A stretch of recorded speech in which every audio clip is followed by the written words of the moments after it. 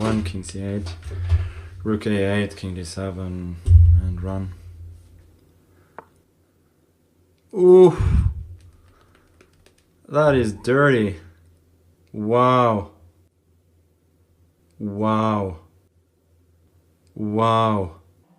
That is awesome. Really awesome.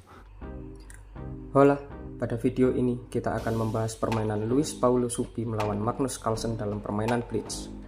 Game ini sendiri terjadi pada event chess.com pada bulan Mei 2020. Di sini kita akan melihat pengorbanan brilian yang memaksa Magnus untuk menyerah pada langkah 18. Baik, langsung saja ke permainan. Sebagai putih, Suppi memulai dengan pion E4, pion D5. Kita berada dalam permainan Scandinavian Defense. Pion makan pion D5, menteri makan pion D5. Kuda F3, gajah G4, mengepin kuda pada menteri. Gajah E2 melepas pin kuda, kuda C6. Kuda C3 menyerang menteri hitam, menteri D7. Pion H3 mengusir gajah, gajah makan kuda F3. Gajah makan gajah F3, hitam rokade panjang. Putih rokade pendek, kuda D4. Pion A4 mulai menyerang sisi menteri, raja ke B8. Kuda B5, kuda makan gajah F3 skak. Menteri makan kuda F3, pion A6 mengusir kuda putih.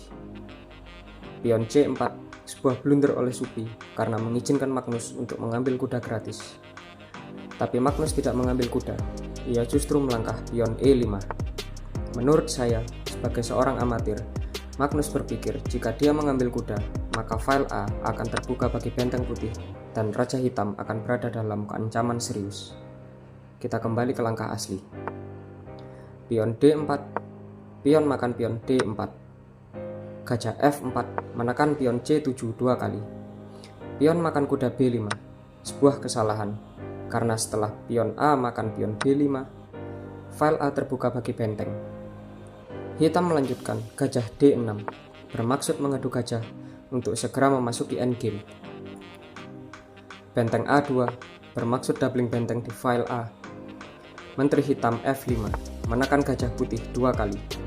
Magnus berharap putih akan memakan gajah hitam D6 sehingga ia bisa memakan menteri putih.